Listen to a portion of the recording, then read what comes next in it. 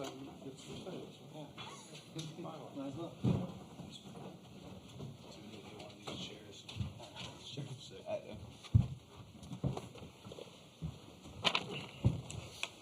once again, give us your name and affiliation, and we'll start first with a statement from Jay.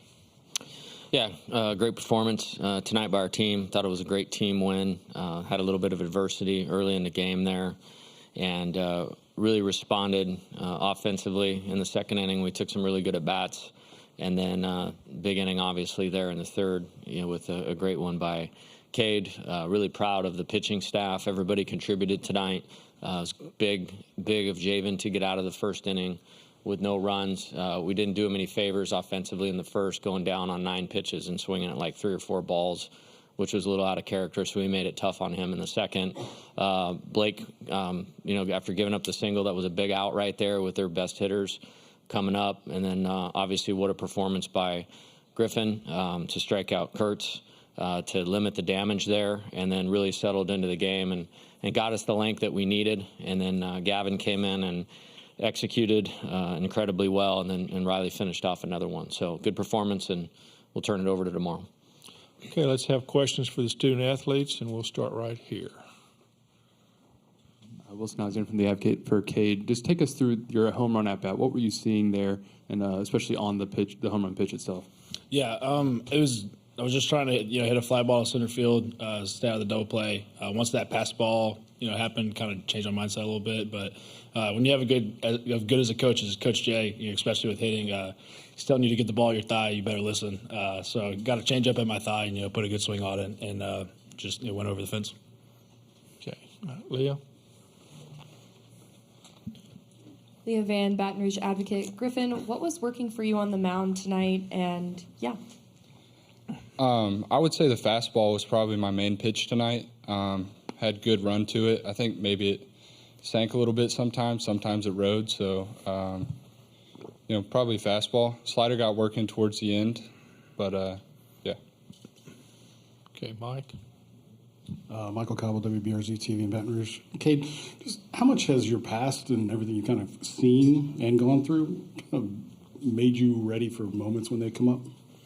I mean, yeah, it just kind of puts things into perspective, and it's just like the whole concept, like behind like have to versus get to. Like you don't have to come through in those moments. Like you get to be in those moments, and that's the thing that kind of puts me at peace, especially like when the game's at its highest and stuff like that. And just in the on deck circle, trying to get yourself as calm as possible, especially when you kind of see the moments coming. But yeah, just trying to stay calm as possible. Okay, right here. Cookie Riley with the Advertiser. Riley, what do you do to sort of make yourself just, I guess, physically ready for a moment like this after you threw 40 pitches yesterday? A lot of water and sleep. Try to sleep as much as I can, and I just show up, and I feel good. Okay, you're in the... And kind of on the opposite end of the spectrum there, I mean, Griffin, you hadn't pitched really in 2 weeks. I mean, just what do you do to stay ready to be able to kind of come out and go 4 1/3 and really kind of shut the middle of that game down a little bit?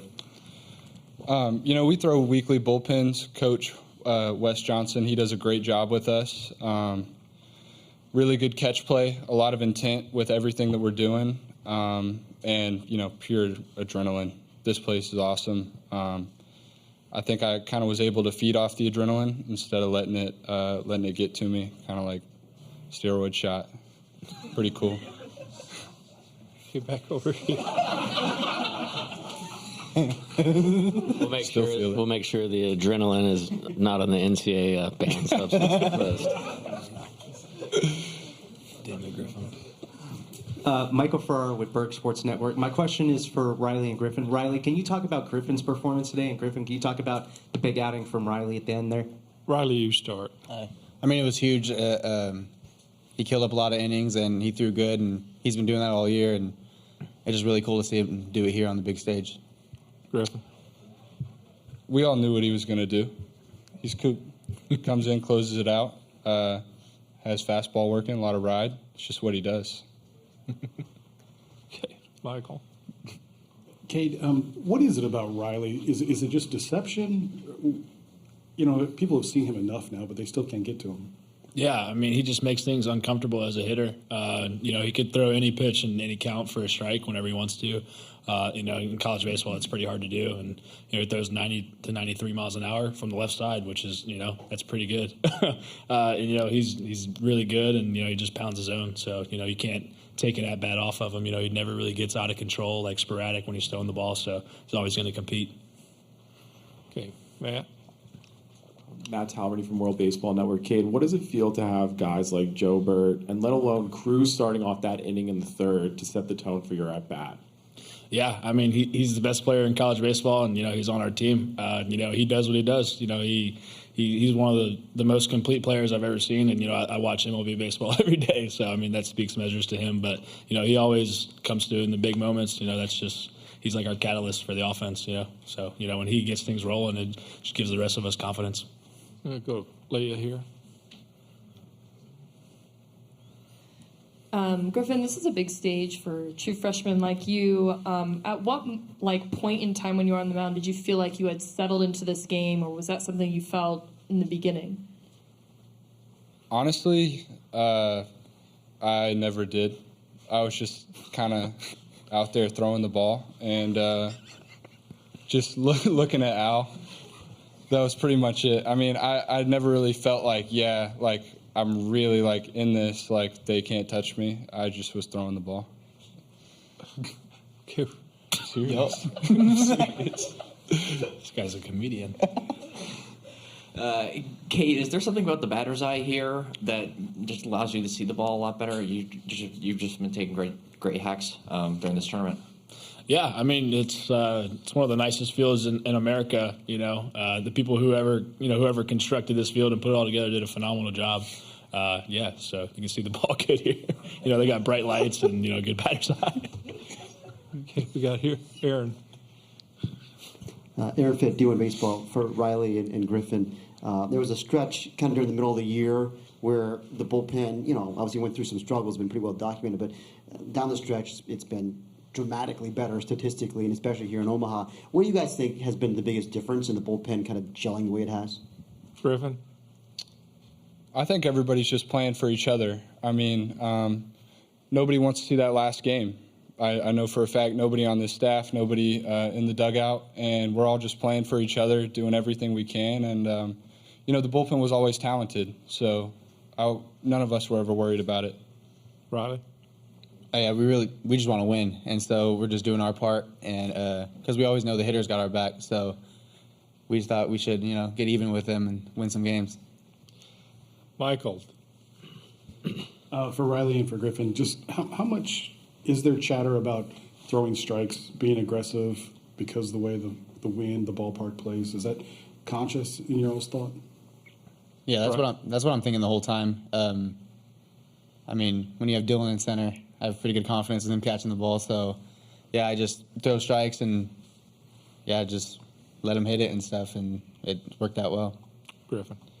Yeah, just to add to that, Coach Johnson, from the very, very first day we got here, first practice, he said just dominate the white. Not a hitter-friendly park, so just dominate over the plate, and you're going to get a lot of outs. Okay, back here in the back, this will be our last question for the players. Jacques Doucet, WAP-TV in Baton Rouge. To all three of you guys, your thoughts on one game to win to go to the National Championship Series? I mean, yeah, it's another game. You know, we're not going to make it anything bigger than it is. It's the same game we've been playing since February. You know, we're going to go out there, we're going to have fun, and we're going to compete, you know, to the best of our abilities and let the rest take care of itself. But, yeah, we're not going to make it some massive thing. You know, today everybody knows the scenario, but, you know, you don't have to put any more pressure on yourself. You know, just go out there and have fun. Riley? Yeah, basically he said we're just going to play one game at a time how we normally do. And, yeah, just do what we do. Griffin? Yeah, just one pitch at a time. We got guys like Dylan Cruz, Cade Beloso, Riley Cooper. So I think we're just going to play loose, have fun. Okay, man. Thank you. We'll see you tomorrow. Thank you. Should I take this? Not yet. Not yet. Leave it here. Leave it here. It's Bush.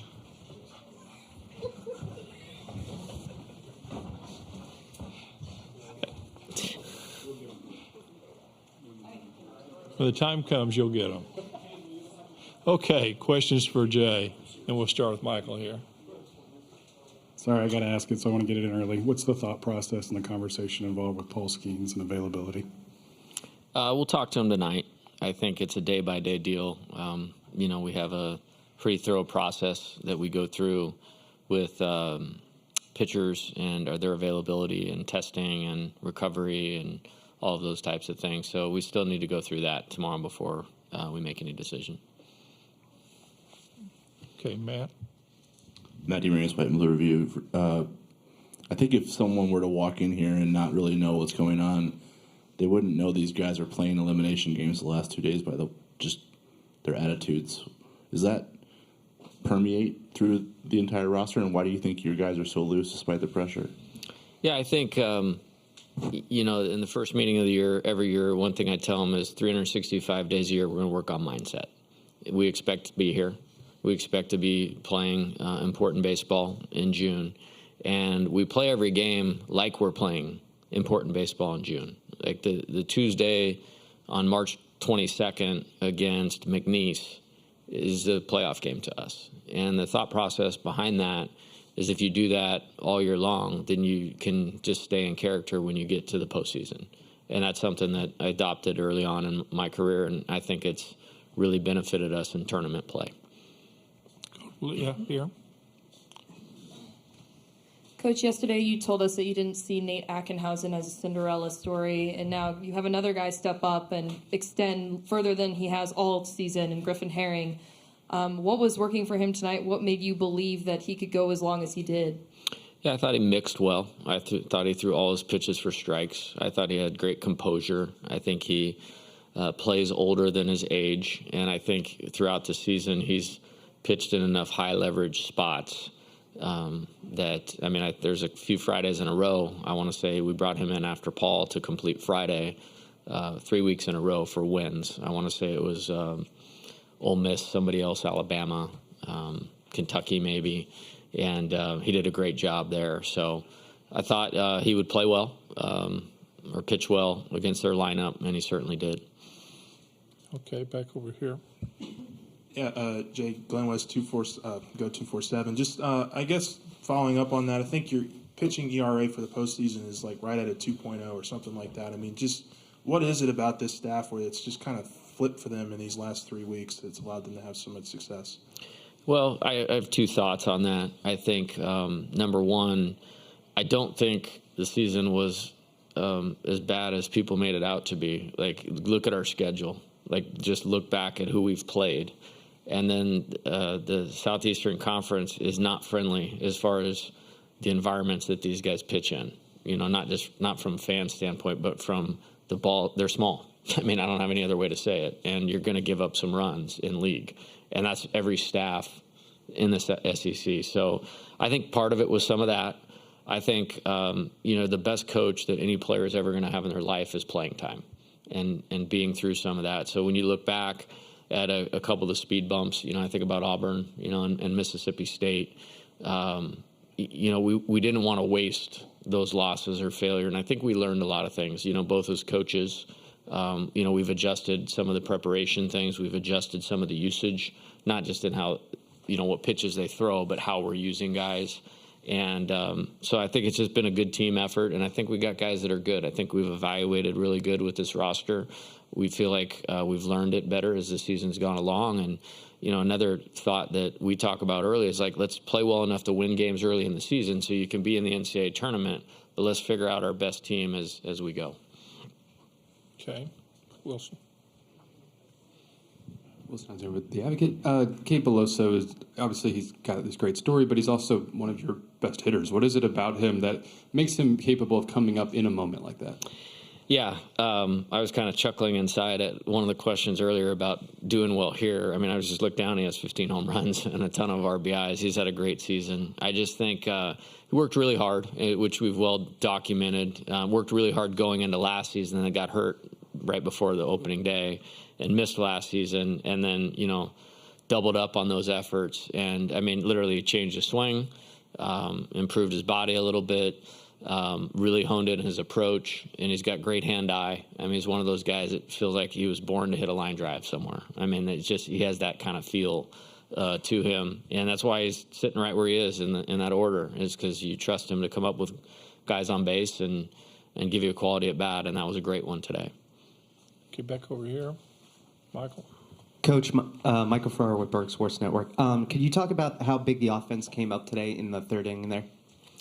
Yeah, I did not like the first inning, and again, we're talking about 3 future major leaguers that hit for us in the first inning. But first pitch out, and then I thought Tommy swung at a ball on strike 3, and I thought Trey swung at a ball on the 3-2. Now, Keener is really good and has deception like their whole staff does.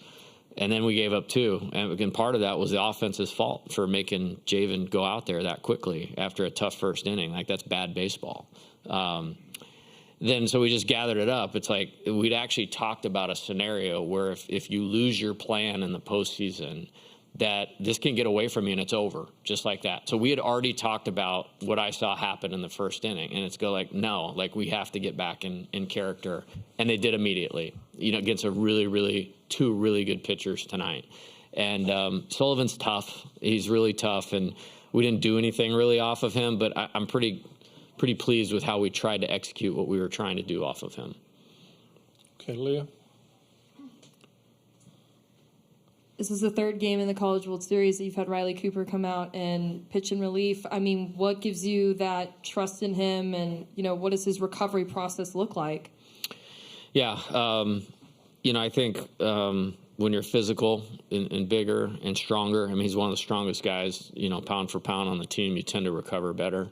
And so that's part of what makes him him, is the stuff that shows up. But again, I've said this before, probably over the 2 weeks before we got here, it's not about spin rate right now. It's not about velocity. It's about pitch execution and winners. And he is a winner. And that's why I believe in him. Okay, we have one more question for Jay. And if anybody wants it, okay. See you tomorrow. Thank you. Thank you.